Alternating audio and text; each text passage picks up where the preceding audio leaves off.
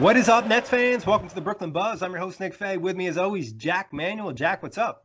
3 hours of Joe Harris content, ladies and gentlemen. He's had this podcast circled on his calendar for a long time, but Jac is right.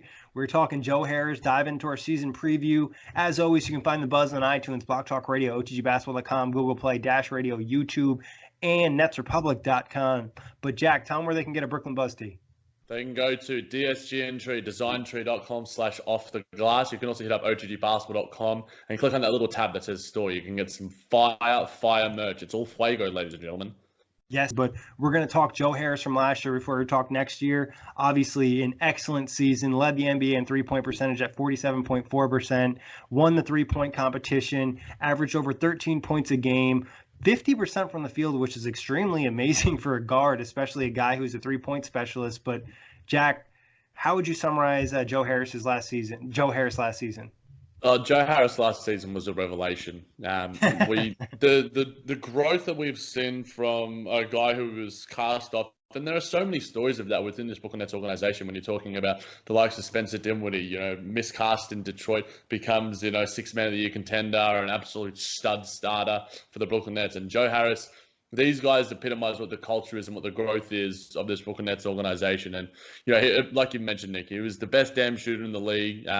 I can be objective about Joe Harris. His player performances were poor. He didn't step up when it mattered. And I always say when I'm analyzing players, I always look to player performances, and he wasn't able to really step up there. He wasn't able to hit the shots when it mattered. But when you're looking at the regular season and, not the large majority of everything that he did, Joe Harris really made a name for himself. And, now it's not just niche NBA Twitter, niche Nets Twitter, and at the J-Man JVT who are giving Joe Harris the love that he deserves.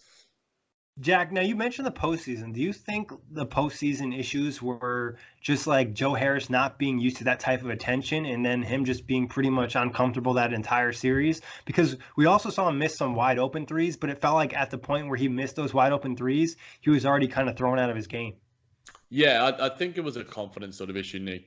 His stat line in the 5 games against Philly, he had 8.8 points, 0.6 assists. He rebounded really well. Like, he still contributed in other areas, but when you're looking for your three-point specialist, the best shooter in the league, and he's shooting 19% from the three-point line on 4.2 attempts a game, he made 0.8 per game. His effective field goal percentage was less than 42%. It was a poor postseason from Joe, but hopefully that experience, that adversity heading into Team USA and hopefully heading in for, like you said, a deep, like we've mentioned plenty of times before with each other, hopefully a deeper postseason run next year. He knows and he can step up. He has the confidence to do so.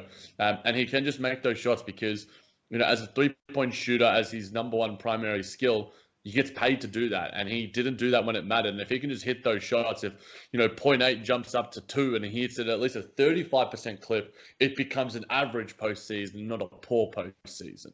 And that could be the difference in winning another game in the postseason, which is huge. Correct. But obviously, I know you're going to call it a success, but I still got to ask: was last year a success or a disappointment for Joe Harris? Yeah, it was a success, though the disappointing players' performances left a mild sour taste in the mouth. It wasn't like, some sour lollies, but it was like a little bit of a tinge, like you've got like a lemon tart. It was just like not the best, because that's the most recent thing you have in your mind when you have when you're watching basketball. It's like, what do they do? What's the best thing they've done for me last? When Corey and I do our top 50, he bases a lot of his stuff of like, what have you done for me lately? And Joe hasn't done a lot lately in terms of outside of Team USA, where I think he was really, really good and one of the better performances. I think, Greg Popovich really got a lot out of him. But yeah, the players' performances leave a sour taste in the mouth, though the season as a whole and the three-point contest and leading the league in three-point shooting and some of the strengths that we're going to get to soon. He's a great player, and hopefully he hasn't peaked yet. I think that we are still seeing minor growth from him. I've seen in the preseason some of the plays from him. Hopefully he can take a few more contested shots, but these are all topics we will discuss. Yes, sir. And I think you're right. It did leave a little sour taste, and, the playoffs are going to be more competitive. It's going to be a higher degree to kind of get to that success you're looking for. But there's still room for him to improve. And I think overall, it's a big success. Just imagine when Joe Harris was first signed, most people thought of him as, a nobody, or he maybe wasn't even going to make the roster, or he's going to be on the team for 1 year. Now he's a big piece of what's going on in Brooklyn. And he's a guy that was mentioned by Kyrie on, media day as a guy, hey, I would like to play with Joe because he knows how to play. He's a three-point shooter. He's going to provide us spacing. So having a guy like that on the team is huge. And you just give him a lot of credit for working on his craft and literally becoming one of the best three-point shooters in the NBA. But let's talk about some of those strengths other than three-point shooting, which we know he's elite. He is elite. Cutting and finishing off the glass. I think that we've seen that already. I think in the preseason, he's already working harder to move really hard off the ball to get his shot. He's great on straight line drives. He doesn't have obviously the best athleticism and lateral quickness and that sort of thing. But when he gets the ball and he can attack and really have a go at the rim, he's really good on those. He's obviously a great catch and shoot 3-point shooter. His points per shot attempt, which I mentioned, I think when we were talking about, I think Spencer Dinwiddie, he's in the 98th percentile according to Cleaning the Glass. Ooh. So per 100 shots, 129.3 points, because he is literally the prototype you want. He can drive and draw contact and can hit the free throws, and then he can also hit the three-pointer. He is a true shooter. He's an advanced stats nerd, wet dream. He's insane at that. I think his strength is underrated. I think a lot of people underrated. I think almost see him when it comes to defensive acumen and stuff. He's not amazing, but I think his strengths sort of cover some of his weaknesses at times. He knows how to shoot on the move. And I think that we've seen, especially last season, when he is doing those straight line drives, he is sneaky good at doing some of those dishes down low. Yeah, no, obviously you're going to nail everything on Joe Harris. Essentially the same thing that you have. I think maybe the only thing that you didn't mention that I would say, he's low-key clutch.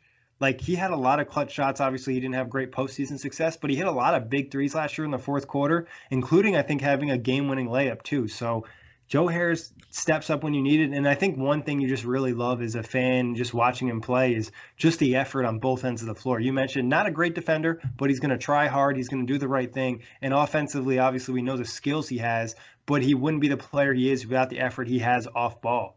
Yeah, and I think conversely, like you mentioned, Nick, in terms of hitting clutch shots, I think he, for the most part during the regular season, he starts the games really well. Like on a lot of occasions when we would do game recaps, it'd be like Joe Harris hits 4 threes in a row in the first quarter, and he just like really gets the team going. And obviously he does, because those 3-point shots really just give you that little bit of a boost. So I know throughout the regular season, because we covered it so in depth, Joe would always regularly start the game so well and help the team get off to a good start. Yeah, and I think that's big, and I think it was probably a little bit by design. I would assume Kenny had a couple plays. Hey, let's get Joe cooking real quick, easy 3 points for us, and then the defense is going to have to pretty much overcommit to him at certain points, and it's just going to help the rest of the team. But Jack, what would be some weaknesses for Joe?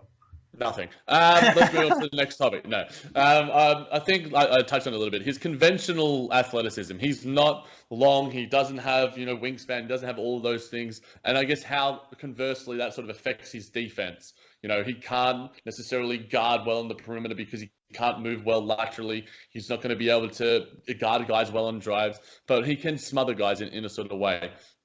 He's not the best at creating his own offense. He's not a Karis LeVert. He's not a Kyrie Irving. He's not a Spencer Dinwiddie. He needs guys to initiate the offense for him. When he is doing those straight line drives, they are off the catch. His dribble game, he's gotten a little bit better, but it's still not elite. It's a weakness in relation to where his game is in terms of his other strengths. And then creating offense for others. I mentioned the fact that he can dish the ball down low and such, but he's not going to be a guy who averages 5 assists a game. He can make the right passes, and his decision making is good. It feels like every single time I say it's a weakness, I'm just like, no, it's actually not that bad. But in general, I think that creating offense for others, creating his own offense, and his general lack of sort of traditional athleticism and how that affects his defense are, for me, the ones that sort of stick out as the glaring weaknesses. Yeah, and I think you don't probably notice his weaknesses as much because he usually plays his role. The only time that where he's out of role or something, if the nets are down or someone's injured, and then he might try to create and then he'll get caught in no man's land. But other than that, he usually knows what he's doing out there. And you mentioned defensively, just athletically and body type wise, he's just going to be at a deficit compared to some of the guys he has to guard. But that's okay if the Nets have other great defenders out there and he can kind of just play his role and play solid team defense. So it's like there's really not a ton of areas that just stick out when you watch Joe Harris. Is like, oh, he needs to be better here. For what the Nets ask him to do, he does a really good job. But what are the areas you'd like to see him improve for this season? Yeah, and just on that, Nick, before we move on, he always mentions it whenever you see him talk with the media or he's asked about his game. He's like, look, the assistant coaches allow me to really hone on the things that I need to work on and that I can provide for the team. I don't need to work outside. I don't need to do what Kyrie Irving does. I don't need to do what Karis LeVert does. I don't need to do what Jared Allen or DeAndre Jordan do.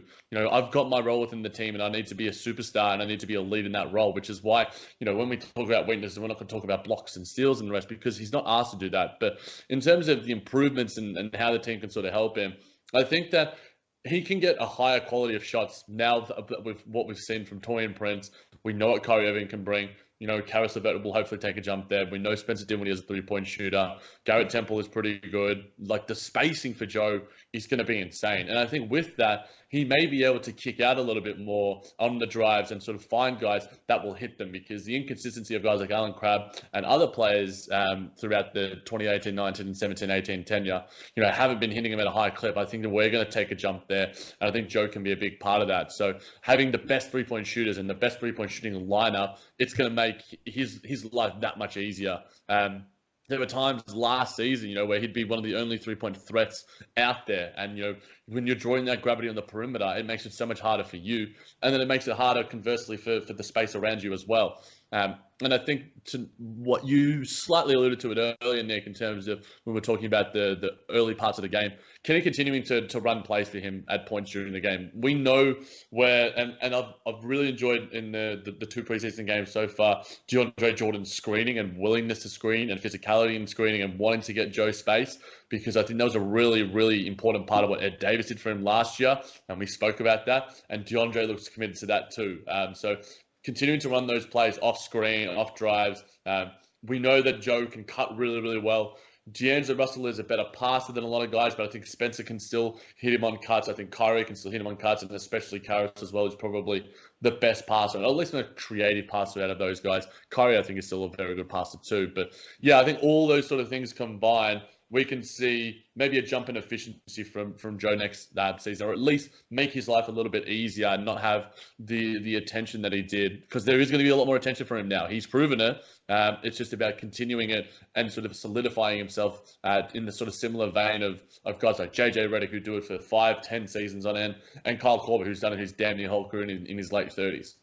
Yeah, I mean, you pretty much nailed everything there. I think, defensively, you look for a little improvement for whatever he can do with his body. Maybe it's taking a couple more charges here and there, but you don't want to get hurt, obviously. And then, getting more threes. And I think as you become a really good three-point shooter, you mentioned he's going to get more attention. Now you need to probably start working on taking more contested threes, especially when it gets to the postseason. Obviously, you're not going to live or die by that. But at certain points when it gets closer to clutch time, the team might need you to take a hard three here and there. And that's just something, not that you need to do it every game, but just to have in your bag. And like you said, having better three-point shooters, which I think is an underrated aspect of this last offseason for the Nets, and having better players is just going to give Joe less attention on him. And like you mentioned, setting screens, running plays for him, just going to allow him to succeed. And having three really good creators in Kyrie, Karis, and Spencer should only make his life easier. Oh, it's good. I'm salivating to see how Joe Harris can repeat, hopefully, and maybe even take a jump and maybe defend his three-point shooting title. But at the end of the day, I just want him to continue his consistency, continue to add value to this team in such a really important way, because Kenny loves him. He's so important to what we do at our offensive schemes and our defense too, to an extent. Yeah, I agree. And I think it's just like, if Joe was the same player he was last year, this season, I think the Nets would be ecstatic, because he was a really good role player last year in the role that you need in this current NBA. He led the team in minutes. He had the exact same minutes as D'Angelo Russell. So I don't necessarily see that happening when you have Kyrie Irving on the team. And now with Karis LeVert, obviously hoping to solidify himself as the third star, as Woj said. I think Joe Harris could probably still be top 3 in minutes played. But we'll get to those predictions in seconds. Yeah, exactly. And I'll just toss this in there before we get to the predictions. The way Taurean Prince is shooting the three ball right now is going to just make Joe Harris's life that much easier when they're on the floor together. Having two guys have the potential to shoot over probably 45% from three. I know that's a little hot take for Taurean Prince, but the way he's shooting right now is spicy. And I think it's just going to make the Nets offense ridiculous if they're able to get in sync with the creators they have. And also, Karras is looking better from three, too. But let's get back to Joe. This season, is he going to be a starter or a bench player? He should be a starter, and he will be a starter because I think what he's already proven, and he might not be out there maybe in certain lineups because you would rather have maybe a couple of ball handlers and in certain situations, but I think Joe will be a starter. Yeah, I think he'll probably be a starter, but would I be surprised if he came off the bench? No. I think there is a potential of a lineup with Kyrie, Karras, and Taurean, Rodions, and Jared Allen or DeAndre, so I think that's out there. But I also could see Kenny relying on what he knows, and that's Joe Harris being arguably probably his most consistent player last season.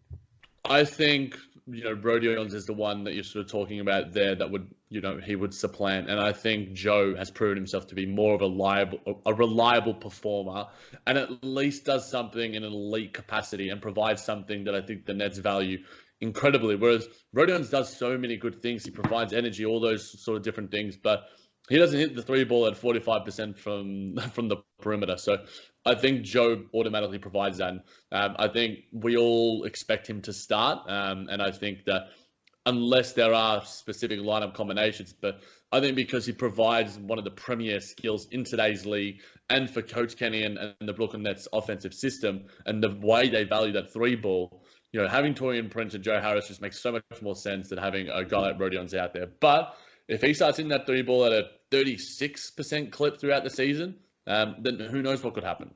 Yeah, and I think the switch would be maybe leaning towards more versatility in defense. Obviously, I think Joe's a better player and what he can bring. And also, I think it's kind of gauging the lineups you're facing. If they don't necessarily have that many big, lanky players, then, hey, it doesn't really impact you that much. And we've mentioned this before. Karras can kind of slide down to the three, and you're starting Joe more at the two. That's kind of what you expect. But obviously, defensively, that backcourt, not amazing. But again, that's for another day. Getting back to the predictions for Joe, minutes and usage before we get the stat line. Minutes 30, usage 15%. Okay, yeah, pretty much the same thing here. 30 and 16. Obviously, usage could get a little higher, get a little lower. We'll see what happens. But prediction on the stat. Go ahead, Jack. I think the minutes one, Nick, is something that it's not fascinating, it's not intriguing, but it's one that I could be watching because we're gonna ride Kyrie and Karras more. At least that's what we hope from Coach Kenny, or he's gonna get some criticism like he got at ridiculous points throughout last year. You want to ride your two best players until KD comes back. And where does that leave the minutes allocation? Obviously, there are only so many minutes you can give to, the 10 players, 11 players, 9 players in the rotation. Does that mean Joe Harris gets less minutes because we're seeing more for Kyrie and Karras? Who knows? Is he going to get lower than the 30s? As of just a mini question that doesn't really affect anything, it's more just a prediction for the sake of predicting. Do you think it's more likely he would get 30 plus or 30 minus, like 29, 28 or 31, 32?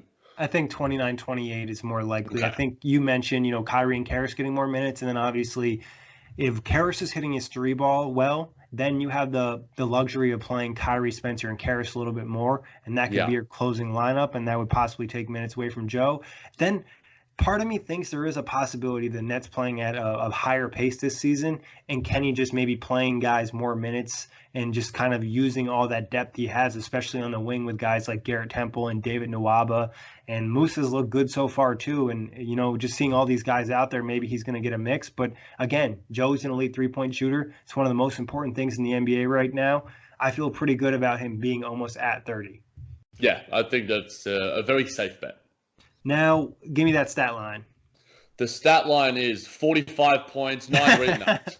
At 12.5 points, 3.5 rebounds, 2.5 assists. I'm being conservative with the three-point percentage, about 42%, 49 from the field, and he is a good free throw shooter, so I'm going to go with 82% as well. Yeah, I went with 13, 3, 3, 48% from the field. Like I mentioned, that 50% from the field for a guard is remarkable. Yeah, it is. You just don't see, especially because it's not like he's a bench player. He was a guy playing 30 minutes and getting a decent amount of attention. He's one of the better players on the team last season. And I think the three-point percentage is still going to stay high. I don't know if he'll hit 47%, but I think he's going to hit 45. Yeah, his true shooting percentage, I remember throughout the season, I would always try and tweet out whatever Joe Harris stat, but he was in He was leading it at points. He was with like Stephen Curry. He finished the season in 2017-18. He was very, very good too. He had a true shooting percentage of 63.4. His true shooting percentage last year, and obviously it reflects of what I was talking about with points per shot attempt, 64.5%. It's ridiculous.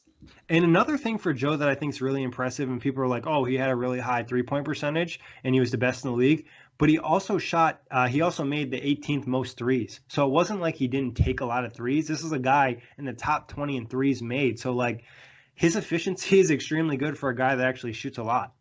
Yeah, I think that strength, I guess we sort of mentioned it in passing, but yeah, his efficiency and in terms of his offense that he provides is pretty insane.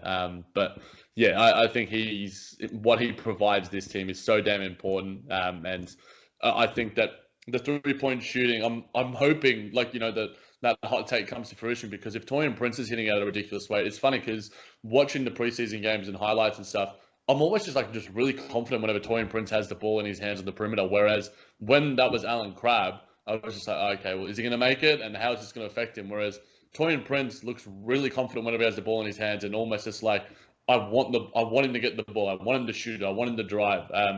Yeah, we got to steal on that guy, but he's good. And I think the impact he's going to have on Joe, like in terms of how that relates to Joe Harris, I think in terms of teammates and how they're going to affect each other and that synergy and sort of two-man lineups and whatever advanced sets you want to look into, I think Taurean Prince could have the most profound impact on a guy like Joe Harris. Other than the traditional point guards and the bigs who are sending him screens, I think just Taurean Prince intangibly can provide so much for Joe Harris next season. Yeah, and I think obviously Taurean, and then also if Harris can improve his 3-point shot, because if you're able to give Joe Harris, and not that he's like this elite superstar we're trying to talk about, but like if you're able to give Joe Harris a lineup with a lot of spacing, 4 guys that can shoot threes and 1 guy who can set good screens, then all of a sudden he's shooting open threes all over the place, and you're going to have to commit one way or another, and then next thing you know, the Nets lineup is extremely difficult to defend, and maybe you can't defend it. Yeah, and for the most part, there were some plays that I was watching in the first preseason game. The Nets value ball movement. They want to find, the sort of old school Spurs system where it's just like, we don't want a good shot, we want the best shot. Sometimes that can be to the own detriment in terms of the shot clock and everything. But I think that it's only going to benefit us because we now have so many guys that can do a lot of things and so many guys who are really highly capable in the areas that the Brooklyn Nets really value. Yeah, and it's just like every year they're kind of getting a little bit better in the areas they want to be really good at. And obviously this offseason they took a major jump. But getting into just some questions we have about Joe this season, I'll give you one first, Jack. This is kind of more of a fun one. Will he be a back-to-back champ for the 3-point competition? No. It's tough. It is really tough to do. And I don't know, I think that there will be someone else. I think that the 3-point shooting crown, it's almost random. Like, you're always going to have the best 3-point shooter who will win it at least once in their career. It's Larry Bird, Steph, whoever it might be. But then there's random guys like Devin Booker that can win it. So, like, I don't necessarily, I'm not 100% confident on it. But Joe put his work in, and if he wants to defend that crown, I don't doubt that he can do it again. But, I think that there might be maybe some jitters in Chicago if he were to head back. And I don't think it necessarily matters in the grand scheme of things. But I think that he is a top 3, top 4 contender for me in that sort of realm, depending on who else performs, I guess, as well. Yeah, and I think obviously like a guy who maybe isn't one of the best 3-point shooters could kind of get hot that night, and then he's going to win, and maybe you have an off night. But you're right. I think Joe really has a chance. But what's your big question for Joe? Yeah, I've got 2. So can Joe maintain his elite shooting from the arc and elevate himself into the conversation, like I sort of talked about earlier, where all-time shooters like Kyle Korver and JJ Redick reside? Yeah, I think it's really possible. He's a guy that works extremely hard, and working with that player development staff in Brooklyn, I don't think he's going to get worse. So, and it's not like the roster took a step back or anything. If anything, it got better and is going to make his life easier offensively. I think he can do it. And that was kind of what I think you're looking at is like, okay, you had a really elite season as a 3-point shooter. Can you do it again? If you do it again, okay, now we have to start talking about you as one of the best shooters in the NBA. And then after that, now you're moving up and, hey, are you one of the best shooters in Nets history? You know what I mean? So it's just like every year you do it, you're adding to your conversation, adding to your legacy. And if you do it for, 10 years, then all of a sudden you're one of the all-time great shooters. So I'm not saying Joe's one of those guys, but this is where it starts. Yeah, it has to start somewhere. It started in 2017-18. He's done it then. He elevated himself in 18-19. Like you sort of said, you get to a certain point as a sort of 3-point marksman, and in terms of the skill set that he has. You look at Kyle Korver, JJ Redick. You're never going to shoot 53% from the field. But if you're solidly shooting mid to high 40s or even low 40s consistently, season on season on end for 4-5 seasons in a row, then you are one of the best 3-point shooters of a generation. And he is in that conversation here. I know we've both sort of tempered it. Like, he's not Kyle Korver yet, because Kyle Korver's done it for over a decade. JJ Redick's done the same. But you have to start somewhere, and he's done one season of above capabilities, and a second season where he was incredibly elite in that regard. So this third season and the fourth season, the fifth season, he's going to be incredibly valuable. And then there's obviously the contractual status of Joe Harris as well. Like, there's talk of the Nets getting involved with Bradley Beal and such, but I think that the Nets really value continuity within the roster, and guys like Taurean Prince, who will already be talked about for contract extensions. I think Joe's incredibly important to what the Nets do, and Sean Marks likes to reward his guys and really invest in his guys. We saw that with Caris LeVert. We saw that with Spencer Dinwiddie. I want to have Joe Harris retire a Brooklyn Net, but I can also see a lot of other teams throwing a lot of money at him too.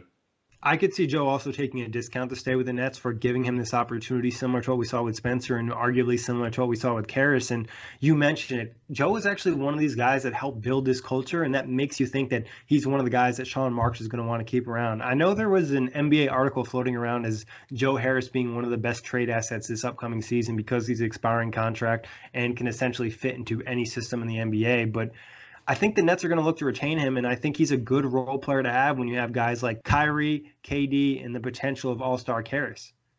Yeah, exactly. And I think that in terms of the skill set he provides, and I think most guys, and in terms of the culture that has been built in Brooklyn through the likes of Sean Marks and the players, and the player-driven culture that has sort of been cultivated.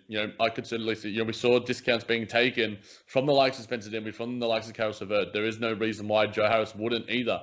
He made a lot of people outside of Brooklyn Nets circles thought he got paid overs for the 2-year, $16 million deal, and sort of maybe he's got like a nice little chunk of change now. But he also provides the most premium skill in the NBA. Like, you look at what JJ Redick signed for out in New Orleans, 2 years, $25 million. Does Joe command that? Maybe. But also, he could be willing to take unders, like you mentioned. And I think my final question, Nick, I was sort of touched on it in briefly. What lessons can Joe bring with him from his Team USA experience? I think from Team USA, you can take something, obviously working with an amazing coach like Greg Popovich, and I think Steve Kerr was there as well. Having guys like that have an input on your game who work with some of the best players, obviously teaching you small things here and there, but also just competing in another playoff-like atmosphere. And we mentioned his struggles last year in the postseason in the NBA. Obviously, FIBA is not the same thing, but it's still a competition, a tournament in a playoff where it matters in each game. And we saw Joe play at a higher level, and I think you can kind of take that as a positive moving forward into this year's upcoming postseason. Yeah, I think that's probably the main thing for me as well, Nick. You're playing quality basketball against high competition, with high competition. And I think that you just gain confidence from that. And you also develop relationships with guys. So there's I guess walls that are broken down in terms of like intimidation. Obviously that we didn't have the likes of LeBron James there at the most recent Team USA experience. And obviously it was reflected in the overall success of the team. But I think that just being part of a quality program, and being surrounded by great coaches, Steve Kerr, Greg Popovich, all these sort of guys, you can only get better. You can't learn. It can't be just like a bad thing. And when he was asked at media day, when Coach Kenny was sort of, he went to Coach Kenny asking him about it. He's like, yes, you need to do this. You should not knock this back at all. And obviously, it's relating now to sort of, we haven't seen him in the preseason so far as much as we probably would have liked. I know after the first preseason game at Barclays Center, Coach Kenny was like, yeah, I don't know if I can, how many more times I can rest him because he's going to keep hounding me. So it's great to see how motivated he is to want to get out there on the basketball court, really integrate himself into the chemistry on court with the guys. And we're already sort of seeing it. I'm already enjoying, what he's sort of bringing in, how he's sort of adjusting to these new guys, because it's a completely revamped roster. But Joe Harris has a skill set and a personality that is incredibly malleable in a positive way. And I think just one more thought on Team USA. I think having another bunch of great players that aren't your teammates on an everyday basis kind of infuse you with confidence. Be like, hey, we want to pass the ball to Joe. We know he's an elite 3-point shooter.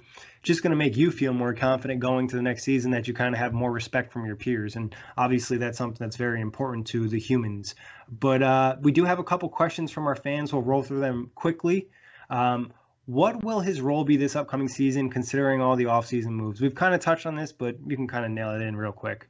Yeah, I think he's going to maintain the same role, but probably in maybe less in minutes, like we sort of touched on. I think he's still going to be an incredibly integral part to the Nets offense, but he may have, because if we see Caris LeVert healthy for extended periods of time, he may be asked to do less on the defensive end of the floor, and he may be in less lineups. We have a guy like Torian Prince now as well, who we really want to step up as a defender, and I've also liked him. Like if we were doing his season preview, when we do his season preview and we talk about his defense, some moments against Anthony Davis, he got, sunned a little bit, but there were some other moments where he was like really making things uncomfortable for him. So I'm really excited for him there. And I think that how that relates to Joe as well. We've spoken about that at length, but we expect the same sort of thing from Joe Harris, and expect the same efficiency, the same shots, and maybe just in a lesser role in terms of minutes and the defensive end of the floor. It just might be the same role, but almost an easier role because of the talent around him and the different pieces that are more fitting. Where Joe probably was maybe at times asked to step out of his comfort zone just because the team needed him to be really good. But hitting on the next question, do you think Joe Harris could develop a 3-point shot off the dribble? Didn't see much of that last year, but think he'd be deadly if he improved on that shot. And that was the truly cheap guy. And sorry, the first question was from UK Clipper, one of our own guys at OTG. Yeah, I was trying to literally, and the NBA stats website is only finally getting back together now, and I'm finally doing my video breakdowns. Thank the Lord, I found out a way of doing it, and thanks to Bruce for that, for hitting me up in the Twitter comments for that one. But I think that it's not an area that he's going to be asked to do it. I think maybe off a couple of dribbles, and if you look at some of the video from training camp and such, he sort of works on it just a little bit. He doesn't work on it like off the dribble like a D'Angelo Russell or a James Harden or a Stephen Curry, because most of his looks are coming on the move, like a JJ Redick. You see those guys, they don't necessarily do it off 3 or 4 dribbles. It's 1 or 2 dribbles for rhythm and comfort, and possibly create a little bit of space. So that is an area he can certainly improve on, and I wish I knew the stats of, because normally you can go to NBA.com and look at the stats in terms of what are their percentages off the dribble. I remember doing that for Caris LeVert when we were doing a preview for him in seasons past. So it's certainly an area that he can improve on if he wants to. It's just what if the coaches are really going to want that out of him, and how much of it. It's a fine balance. You would rather just get quality looks on the move in past the perimeter where Joe's really comfortable on, rather than sort of, like I was just saying, creating his own shot, because it's outside of his comfort zone. And how far are you willing to push him outside that comfort zone to a point where it's not beneficial to the team? And we don't need him to do that. That's the thing. If the Nets were like hurting for offense, if this was a team like the Minnesota Timberwolves where there's a question where some of the offense is going to come from, hey, maybe we need Joe to expand his game. But this year, I think, like I said, it's going to be easier for him. And maybe, like you mentioned, taking a dribble or two off the catch to create a touch of more space, but it's still essentially a catch and shoot. I think that's fine. But another question from our guy, Dwayne. This is pretty similar to what we just touched on. The BR article lists Joe as the most valuable expiring contract in the NBA. Marks definitely likes to maximize assets, but I also heard to refer to him as Joe as one of the hardest working Nets. Do you see any scenario where Marks trades him before Kevin returns? Yeah, obviously there is a scenario, and I think the most likely one is for Bradley Beal. I think there isn't really anyone outside of the NBA, outside of that sort of star caliber player. Other guys who are probably in those high contract deals and the superstar sort of talents, lesser guys, Kevin Love, and I know he's been linked to the Nets in waves and on NBA Twitter in the past, but I think outside of Bradley Beal, there is no way that you're going to make a move for Joe Harris outside of a guy who can make your team significantly better, because what he already provides this team, how much value you're going to get that from a new guy, and if you're trading Spencer Dinwiddie and such as well. So yeah, I think that he's on the contract that he is on, and I remember Golden State being really motivated to sort of sign him as well, but in their 2017-18 off season. So he is on a really nice deal, and providing one of the premier skills. There would be, like you mentioned, Nick, 29 other teams in the NBA that would happily have Joe Harris on their books. But for now, I think that, like we've sort of spoken about, the culture, the motivations, the sort of drive that he has, he seems just to me like a Brooklyn guy. And like you look at Joe Harris and you sort of just go, this guy's just like the Brooklyn hipster. He's walking down, he's in the Whole Foods, he's catching the subway, he's doing all those sort of things. And I think that I wish I could try and get into Joe Harris's mind, but in that sort of sense, comfort and like you sort of mentioned, taking a discount, he could be willing to take a couple of $1 million discount just so he can continue to maintain that lifestyle that provides him pleasure and intrinsic benefit. And it's not even like it's just one pro. It's like you're comfortable. This organization has helped you grow, but it's also you're in a winning situation where you can win a championship. That's two of the biggest needs of an NBA player in a lot of situations. So the Nets have that. Obviously, the contract would be great, but some people aren't motivated by that extra $3 or $5 million. But another question from Dwayne, and actually just to touch on your point a little bit more, I agree. I don't think the Nets would trade Joe Harris unless they were bringing another top 25 player. If there was a scenario where they didn't have to trade Karis LeVert and they were able to acquire Bradley Beal, and that included trading Joe, I think that's something they would pull the trigger on. Now, Karis and Joe in the same trade, I don't know if they're willing to do that, but that's for another day. Like I said, another question from Dwayne. For a guy who's always moving without the ball, I feel like he should be a pesky defender like Dellavedova, but my eyes tell me he isn't. What can he do to improve in that area? Kenny values defense, thus two-way players, and I want to see Joe extend it again. Yeah, I think in terms of that, I think Dellavedova is pesky in the fact that because he doesn't have to really do much, and I think it's easier for him to be pesky in his position as a point guard because he has that sort of size. He can sort of get under the skin of the likes of Stephen Curry, which I guess is the number one example when you look at pesky defenders.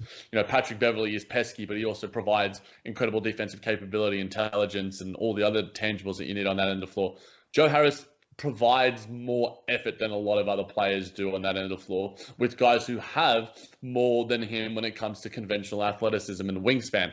And I would rather have a guy who provides effort and is engaged and gets blown by, and it's just like, look, he did his best. And like, you can't necessarily force a person to do more than what is beyond their physical requirements. And I think that he's doing everything he can within his physical requirements. At least that's the impression that I get.